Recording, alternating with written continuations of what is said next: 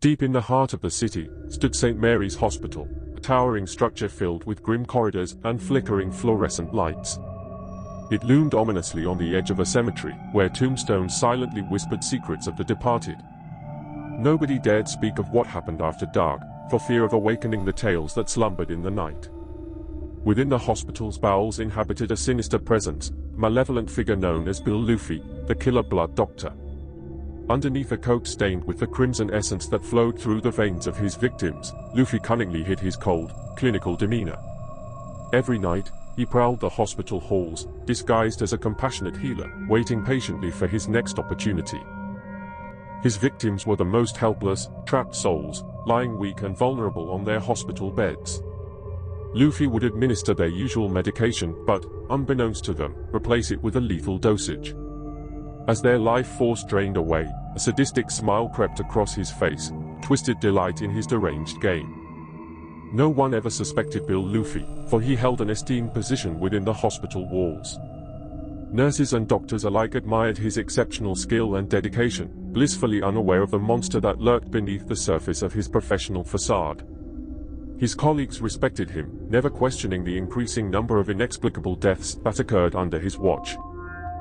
One fateful night, curiosity seized a young nurse named Emily.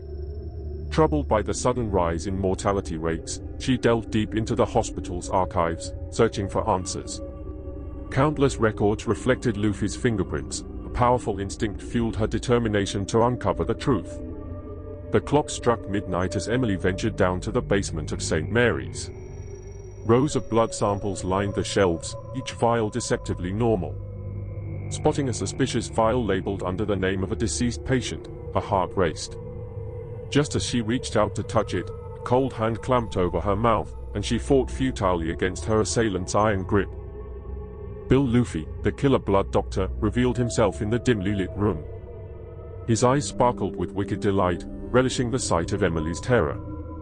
With a sinister voice, he whispered, "I appreciate your curiosity, my dear. But you've merely added yourself to my collection." Beneath the flickering lights, Luffy revealed a hidden chamber, brimming with vials filled with the lifeblood of his victims. Each vial spoke tales of suffering, of lives extinguished without mercy. Emily trembled, realizing she stood at death's door, a mere step away from fulfilling Luffy's insatiable lust for blood. However, in her final moments, Emily summoned a hidden strength. She broke free from his grasp, only to find herself cornered. Darkness swirled behind her as her back pressed against the cold walls. With a surge of adrenaline, she grabbed a syringe filled with a tranquilizer from a nearby table, plunging it into Luffy's arm. His eyes widened in shock as the drug took effect, bringing him to his knees with a thud. Emily's survival instinct propelled her forward, keying a code into the hidden chamber, sealing it shut forever.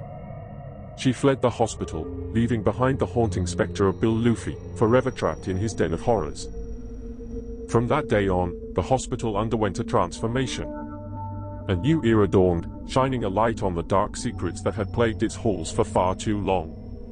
The memory of Bill Luffy's reign of terror would forever haunt the hospital, a chilling reminder that evil can lurk in the most unexpected places, even behind the mask of a healer.